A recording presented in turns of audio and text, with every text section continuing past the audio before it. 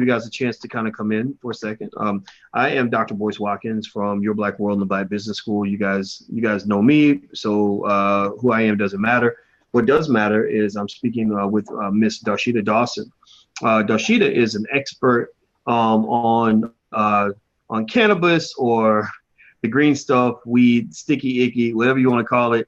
And she knows all about the industry and all the transformations that are occurring. And I think it's important for us to be caught up on this because we as Black people have been so heavily affected. So before I jump in and have more of the conversation, I'd like to ask Ms. Darshita, how are you today? Hi, Boyce. Hi, everyone. Thank you so much for having me on again. I'm very excited to be here. Yeah, I'm glad that you're here. I'm glad that you're here. And you are the CEO. Give me the name of your company. Yes, so I'm the weed head officially. I so dubbed my the weed head, but I'm the founder and CEO of MJM Strategy, which is the cannabis industry's first minority-led strategic consulting firm. Okay, so you do strategic consulting on various ways to enter into the cannabis industry. Is that accurate, or what would you say? I do mentor and definitely talk about it. My bread and butter primarily are with special interest groups that are already existing in the industry, special interest groups, nonprofit organizations, and established brands. But over the last year, I've spent quite a bit of time really speaking to Black and brown folks about the cannabis industry, just because I'm from Brooklyn and I feel like it's crazy that I walk in and I'm the only Afro in the spot. I definitely am, really encouraging people who are like myself, corporate to cannabis crossovers, to get into the industry. And I try to, do that through mentorship and also speaking and writing about it at various mainstream outlets. Okay, mainstream. So would you say that that means that weed has now become more and more mainstream, or how? I mean, because you have all these people that really have these negative stereotypes and connotations that come with it. But it seems that people are becoming more and more aware of the health benefits and things like that. What sort of what's the word I'm looking for? What sort of opposition do you still receive when as you're trying to sort of move this conversation more so into the mainstream America and also into mainstream Black America? Like, so what friction do you get? Well, I think the number one thing I always feel is a huge barrier is that a lot of our opinions in America, Black America overall, it really just based on bro science and not real science. And oftentimes, the stigma once you get into the Black community that's related to incarceration and just that whole say no on drugs era added to the bro science just really takes people from an intelligent conversation to one that's quite interesting and a little bit off the wall. So I spend a lot of my time just, rebranding cannabis, saying, okay, from the beginning, first of all, the scientific name is cannabis sativa. And then how do we go about talking about the health and wellness benefits? And then, oh, by the way, we have all these people incarcerated based on marijuana primarily, which is more than 50% of the drug incarcerations in our country, which is the cause of the majority of Black and brown folks in jail. And so then you get the social justice aspect. I feel like I start breaking down barriers on those two alone. And then finally, just as a businesswoman, and I know with the Black Business School, you guys talk about this, just that economic freedom and potential for wealth, it's there. This is a very new industry. And as long as you understand how this industry is changing and the plant itself is changing, there's an opportunity to make money and generational wealth at that. So I would say overall, it is still just stigmatized. And I think that's why I came out the cannabis closet, if you will. I wanted more people to see that, I'm a Princeton graduate. I have an MBA. I am more than sound, but I'm also a patient. And there's many of us, particularly women of color, fastest growing legal users. We are becoming the new face of cannabis. And it's important for a lot of us to come out the closet to be able to show people that it's not an 18 to 25-year-old white male stoner thing anymore. Cheech and Chong is certainly involved, so is Snoop, but they're actually trying to keep up with how quickly the industry is changing.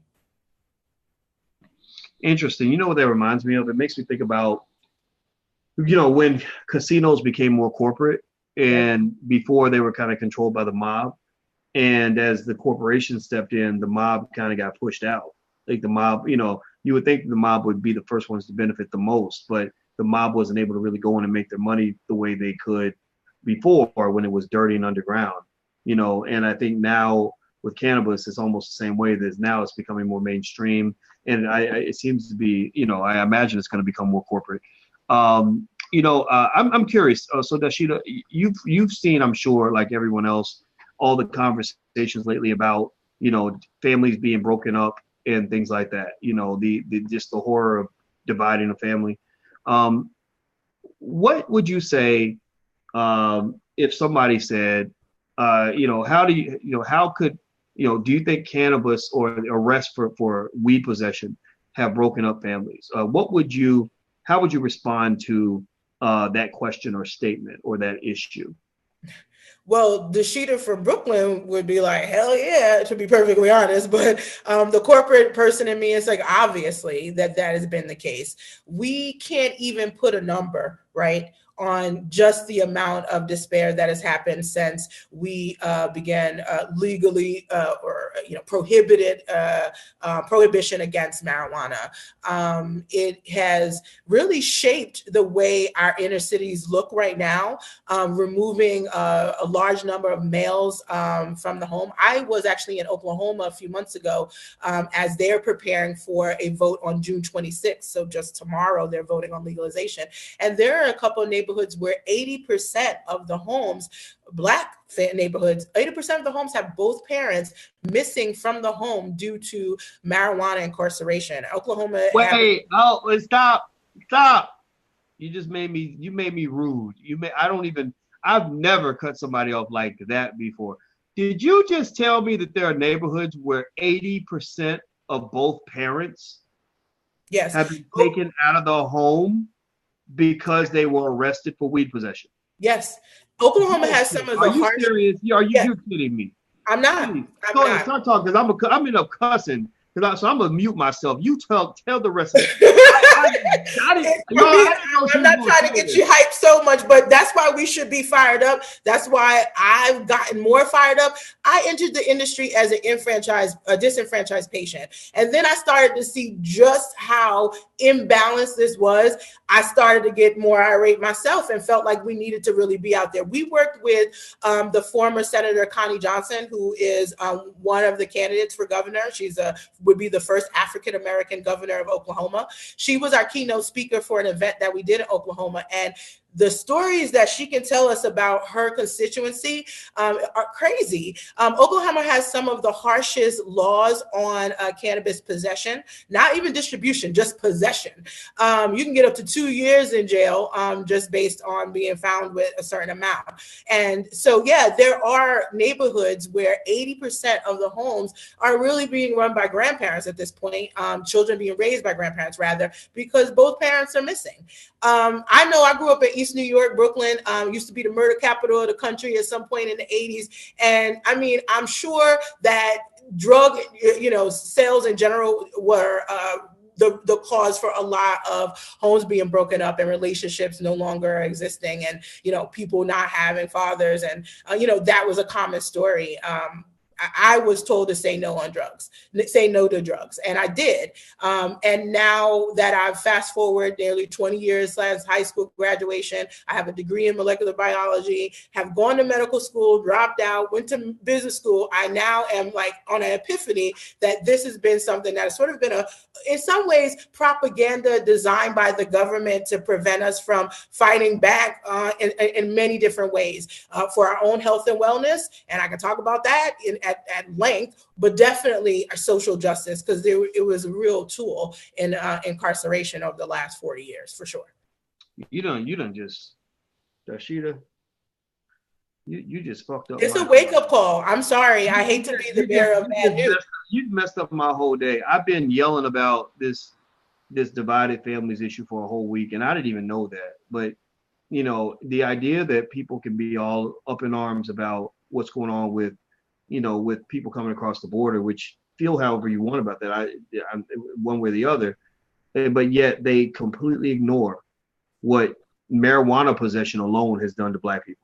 And this is not some illegal substance across the board. This is not crack. This is not heroin. This is This is, you know, it's nowhere close, right? I mean, opioids, we know what opioids have done to people. Weed, the evidence seems to show, does not have that same kind of effect on any levels, not even in the same, shouldn't even be in the same category. So anyway, hey, let's go back.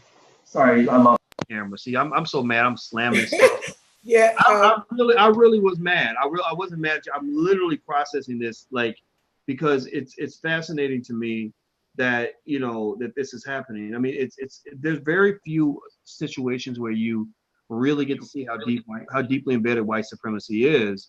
You know, because if this were happening to anyone else, they wouldn't allow it to happen. If it were happening to white folks, they wouldn't let it happen. If it were happening to immigrants, they clearly wouldn't allow it to happen. They wouldn't even let immigrants stay in separate buildings from their parents, right? You know what I mean? Like they wouldn't even let them get separated when they're going across the border.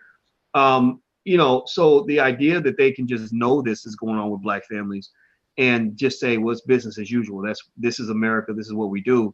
I think is something that we should be concerned about. But anyway, let me get out of my feelings and move forward here. Recently there were some developments, and everybody, I'm talking to Dashida Dawson. She's the CEO of MJM Strategy, which is the first minority-owned consulting firm, strategic consulting firm in the cannabis industry. And she knows a whole lot of stuff about a whole lot of stuff. Also, I want to remind everybody, make sure you hit the like button, share button, subscribe button, hit lots of buttons when we're talking if you're on social media, because that's how people know about these important conversations. It's certainly better than that crap y'all was watching on the BET Awards. Y'all know y'all was watching. Anyway, I'm playing. I'm being a hater right now. I saw your post. I didn't watch. I was working. Oh, you didn't miss nothing except a couple of drops in your IQ score. That's what you missed. You missed the BET Awards. You missed an opportunity to become addicted to coonery and ignorance and just the buffoonery that we waste our time on. Then we sit around wondering why we're oppressed. There you go. Because one of the things I wanted to just point out is that, you know, I'm appalled at what's happening right now in our country for sure. And so I want to just say that for the record. But I look at how that unfolded, and it does start with us kind of recognizing that we're not willing to stand up for ourselves in some ways. Senator Connie Johnson, for example, is in a run for life to some degree here at Oklahoma. And, you know, she is running on a marijuana reform platform as well. And, you know, I still feel like there's challenges for her to get the right support, even though it is clear everything that she's trying to put in place is intended to improve what's a really just undignified and desperate situation at the moment. And you have those type of stats. The implications of what laws she wants to put in place are just astounding for the Black community. And yet she still has to struggle to get that vote out. I think we've had to be a little bit more mindful as we're starting to look at our politicians and starting to look at the brands that we frequent, and really hold people's feet to the fire. Point blank, period. Well, you know, I agree. I think whatever you do in politics, accountability has to come first. It has to be premier, and I don't think that we're that great at holding anybody accountable.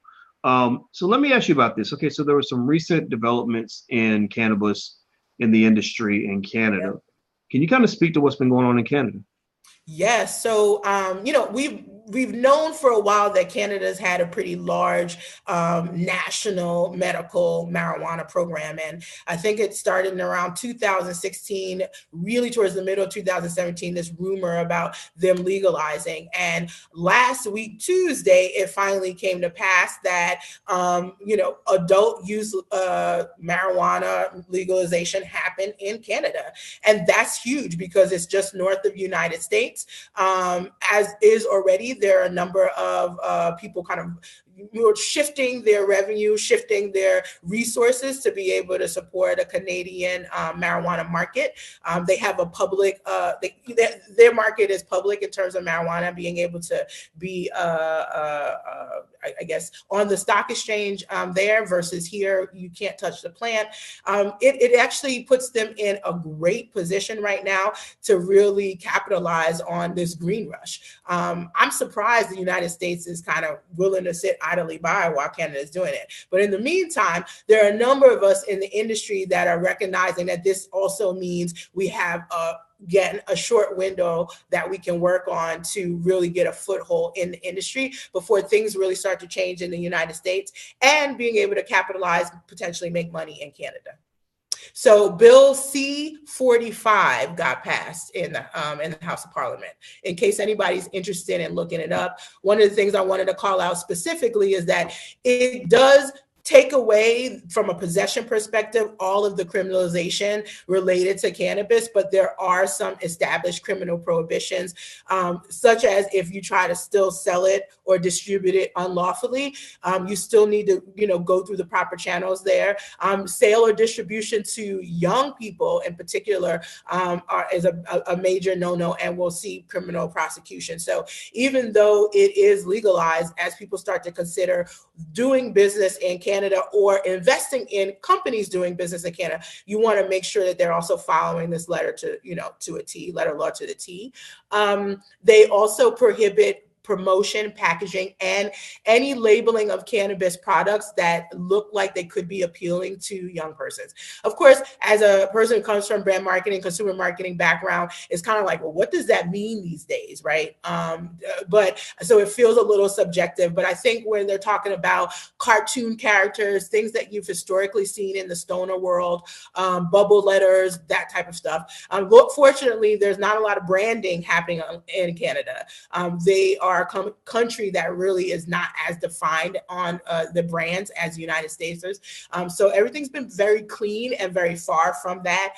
Although you still see some of those, for the culture publications and maybe events that have the bubble smoke letters and the stereotypical stoner cartoon character feel. But more or less, most people have been moving away from that.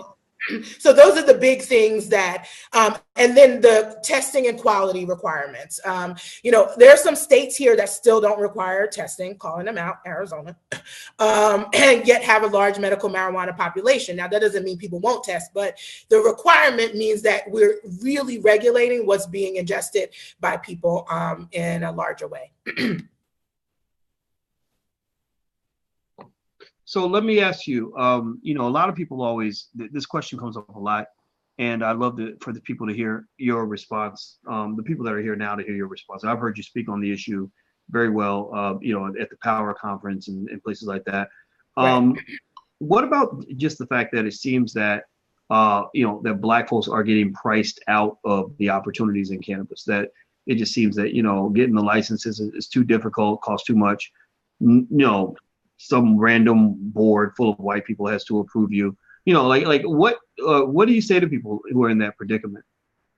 I mean, I don't think that is a completely false statement. I was actually on a panel this week at the Harlem Biz Alliance, and my sorority sister and one of the premier business owners in the industry, Shanita Penny, she helps people put together license applications, and she's done it in multiple states. And it is an arduous process, and there is a jump, and you do need to connect with experts like herself to take you through it, but it is doable. The reality is that we have to actually do so in collectives, and even white people, they're doing it in collectives. That 3 to 5 million that people are coming up with, for the most part, and in the last few years, have come from people collectively coming together and pooling their resources to put together teams to be able to go through the licensing process. But I would also say, as I've been in the industry, I've taken a slightly different approach.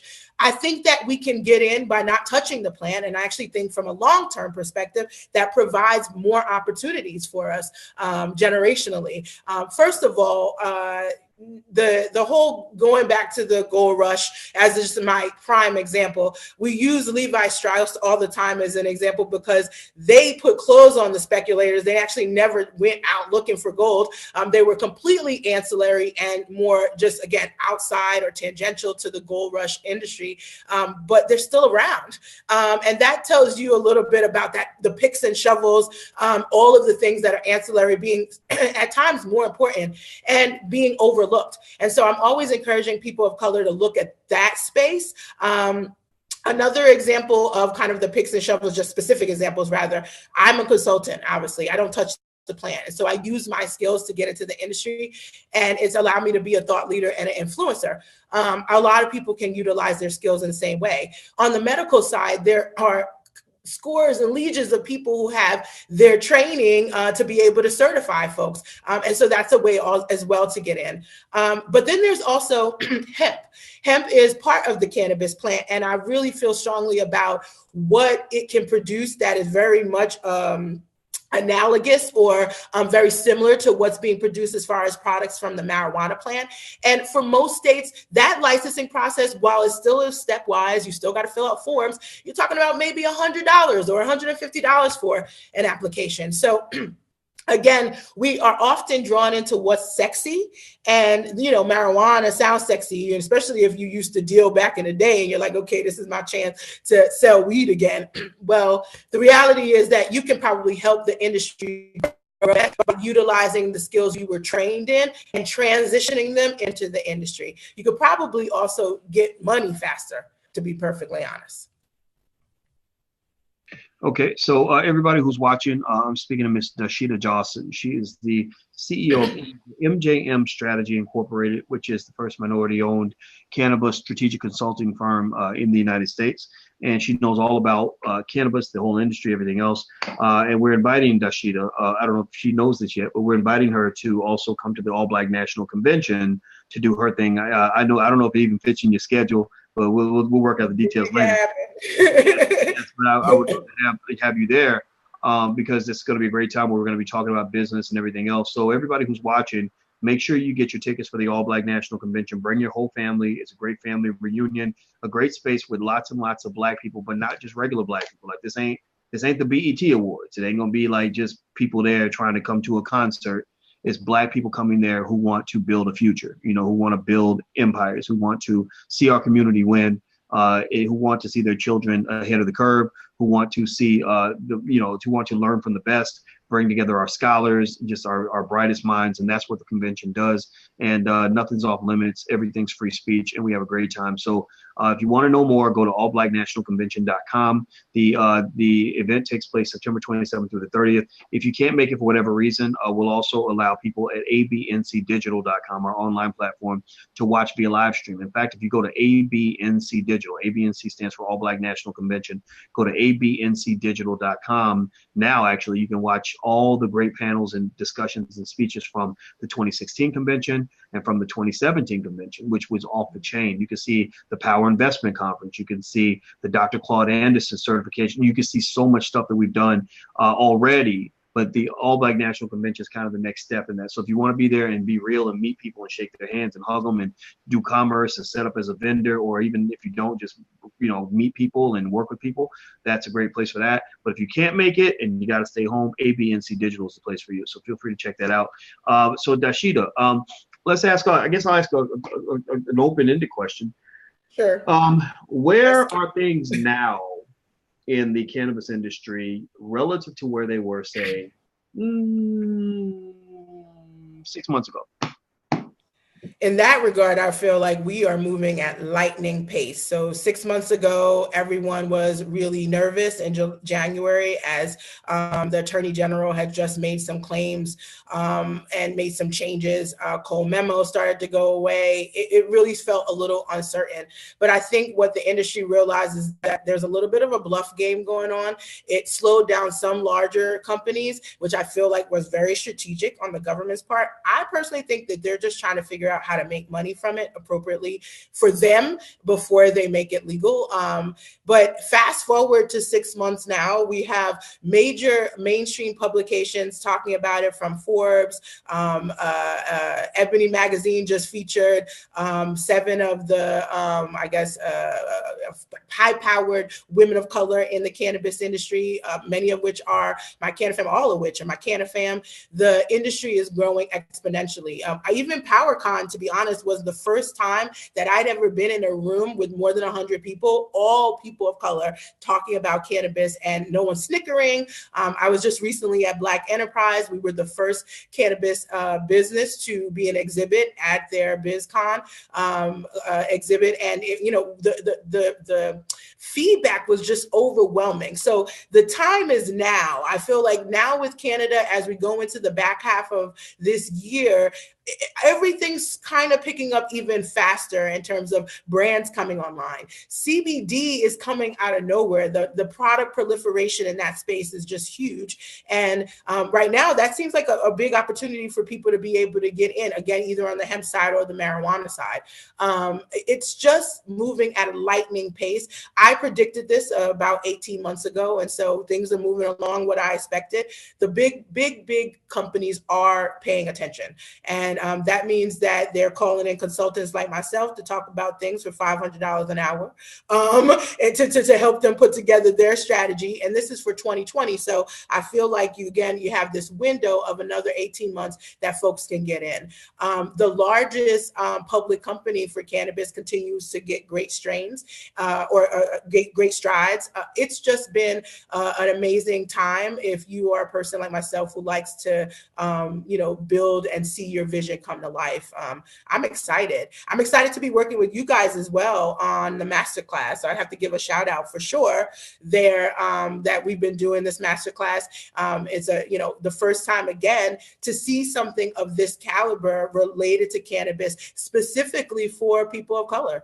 There hasn't been anything like it. I'm just excited to be part of that. And I'm going to ask someone from my team to put in the notes what our URL is, but I believe we created a bit.ly for that, and we're Green Rush 101. If anybody's interested. But the feedback just from that course tells me that we have plenty of education left to come. There's so many people who are, like you said, the brightest and the best. I can't wait to meet them at the All Black National Convention. I'm hoping to have myself and Minorities for Medical Marijuana front and center so that people know that the industry is growing. We do not want to be left behind. And in order for us to take advantage of it, we need to claim our seat at the table. All right. Claim a seat at the table, build a table, and yes. And then own all the seats at the table and let other people claim a seat at the table that you built. That's how people like Dashita think, y'all. Dashita's a boss, in case you didn't know. Tell them where you went to school. Didn't you say you went to Princeton? I did. I'm class of 2000. Shout out to the Tigers. Shout out to former First Lady, of course, Michelle Obama. I have to always, because I'm like 2 degrees of separation from her. I feel so excited just to even be able to say that. But happy to have called Princeton my home and got my degree in molecular biology from there. So technically, I'm a trained scientist, but by trade, in terms of just what I've been doing the last 15 years, it has been brand management, consumer marketing, digital strategy, really building brands from the ground up, from their digital network infrastructure. It has been a lot of fun. I've learned a lot from companies like Target, Victoria's Secret. I jokingly say I went from Target to THC because that feels a lot like my trajectory. I actually became a patient undercover while I was an executive at Target when my mother was dealing with cancer at the time. And then after she passed, it became clear to me that I was giving away my best asset, my brain, for way too cheap. And I needed to leave the plantation, if you will. And I did. And I went right into the cannabis industry and been rocking and rolling ever since. What was your mother's name? Darlene Denise Dawson. Wow. And what year did she make her transition to the next life? April 1st, 2016, actually. So not very far ago. It seems like a cruel April Fool's joke, but I pretty much showed up 3 weeks at work, thought I was going to stay, and I resigned that day. And I definitely thank her for just the resilience and that, again, the belief in myself that she's always instilled. She left us a village, though. Thank God. I have 3 sisters, and we all work under MJM strategy along with an extended family. My mom's sister, my aunt Latifah, everybody calls her Aunt Latifah, my uncle, but we also, my business partner, Patrice, the Canna family has been extended, and it feels great. I mean, I'm not purposely hiring white folks, but to be perfectly honest, the resumes that's coming across my desk are people of color. I'm gladly taking the best and the brightest that we have to own. We have to offer. I mean, we're ex-JP Morgan, ex-Targets, ex-Viacom. We are truly, I think, the best out of the corporate sphere trying to transform cannabis. So let me ask you this. So was it your mother? Was it your mother's ordeal that led you to walk away from the job? Like that was kind of the straw that just broke the camel's back for you? Like I'm making this move. I quit now. I'm done. I think that, yeah, I've always been an entrepreneur. So I was fortunate enough to be able to be the CEO of Tribe Called Curl, which is a natural hair community that my older sister started. And, you know, very much we flourished, but I was still a corporate executive. I think when she passed away, even though I spent 3 weeks mourning, I came in and I started to realize that I'm up next, right? Like my grandmother, my mother, the women who raised me, they're gone. And so I'm up to bat next. If this is what my return on investment is, this little 6-figure check that they're giving me for this amount of work, I'm not going to get too far for my son and the next. So the back of the envelope numbers didn't make sense for me. If I had looked at the amount of money, incremental dollars, over 500 million incremental dollars on my strategy at a Target, even if I had 1% of that, I would be a millionaire. And so that was the part that I was like, it dawned on me that my mom left this earth way too soon. She was 61 almost. And she had a list of things, quite a vision of things that she was able to accomplish, but so much she wasn't, due to resources primarily. And just, you know, putting my business mind to it, it didn't make sense. It was time to leave corporate America. The return on the investment was not there. I was got the title, of course, and I was, you know, really happy for it. And I commend anyone who is on the plantation through that struggle, working day to day. I support you. However, it was just a breaking point. I knew that I was not going to be able to do for my community, give back to my village the way that they had raised me, with the way it's set up in corporate America. Wow. It's not set up for us to really win. I'm sorry. I believe that. Well, yeah, I mean, it almost sounds like that experience put you in touch with your own mortality a little bit, and kind of made you realize that tomorrow's not promised, you know, to any of us. That's what I'm picking up from. No, absolutely. I think that's a great way to put it. Nobody wants to think about it that way, but it is true. You know, your mom passes, she's young. I thought to myself, if I only have, you know, I'm 24 years younger than her. If I only have 24 more years, then is this what I'm doing? No, I'm going hard. I'm not leaving anything for the swim back. And I think that that's a mentality that, you know, more Black people in our community really need to take on, especially those of us who have been able to transition, right? I'm from the hood, and then I went to Ivy League school. The fact that I'm still, you know, the same chick from Brooklyn, people who see me, my besties from that area know me, it says a lot. And it's about how do we take what we learned going into these environments, the Princeton, the Rutgers, and take it back to the community. And this is actually my opportunity to do that. I'm doing that with cannabis. I think it's a great opportunity for us to flip the story. It's something that's oppressed us, and we can actually use it to uplift us. Wow. Well, you know, your mother is very proud of you. I already know. I have a direct line to heaven, so I know these things, and okay. And it's great to know you. I mean, and I was asking about that because you're an extraordinary woman, and extraordinary apples fall from amazing trees, and so I think that it seems like the great gift she gave you was that extra propulsion to really move forward and to pursue your bliss, pursue your dream, pursue the place you're supposed to be. And, because so many of us are sitting around waiting for something, and it's like, you're not waiting you're waiting for death if you're not careful. Right. So I think it's great that you made that move. And I think there are people watching that need to hear that, that look, stop waiting around. What are you waiting for? And why are you letting these people eat up your life? Because that's what they're going to do. They'll eat you up and there'll be nothing left. And then you'll look back and say, my God, I gave everything to this company and I never gave anything to me. So I applaud you for that. I respect you, and I apologize for asking too many personal questions, but I really I think it's good to share it. I will say, just as a point of real fact, I left very sad, left Target for Victoria's Secret. They basically poached me. It was my biggest pay jump. It was a business decision. And I felt so bad about it. We have a tendency to do that. But just 6 months later, Target changed CEOs and basically laid off about 6,000 employees, many of which were my friends. So the reality is that the business is always going to make the business decision. And so people have to think of their own brands as personal business brands, even when you're in corporate America, and make the best business decisions for yourself. So even if you're thinking you're going to stay with a company, I would say don't play that game. At least every 3 years, it is always good to apply outside of your company. Get the offers and take that right back into your HR and get them to show you the money. That's right. Make them show you Sorry. that money.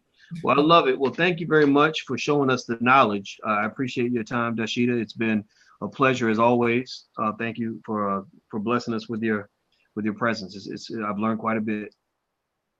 Thank you. I appreciate it as always. And people can find me on the Cannabis CEO, Instagram and Twitter, or theweedhead.com for my blog. There you go. And I'm glad you did that because sometimes I forget to ask, and you guys jump in there and be like, boy, she forgot. You forgot to ask me what my social media was.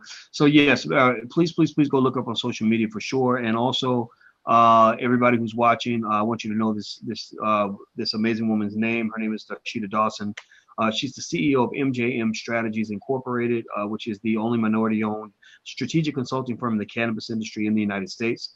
Also, everybody who's watching, make sure you hit the like button, share button, subscribe button, thumbs up button. Anytime you see us on the street, on the video street, start hitting them buttons. Hit them buttons because we need the social media guides to know that we're here and we're doing our thing. So Black intelligence can eventually run the day. Also, don't forget, if you want to know about the All Black National Convention, get your tickets now. Go to allblacknationalconvention.com. That's allblacknationalconvention.com. And last but not least, if you haven't joined Black Enough, our social media platform, it's like Facebook for Black people, basically. If everybody's Black, it is awesome. So feel free to go. It's BLAGGENUF, blackenough.com, BLAGGENUF. So if you are Black enough, then join us at blackenough.com. So thank you very much, Dashida. It was great. Thank you, boys. Thank you, everyone. I appreciate it. All right. So we'll see you guys soon. And please take care and have a great day. Bye-bye.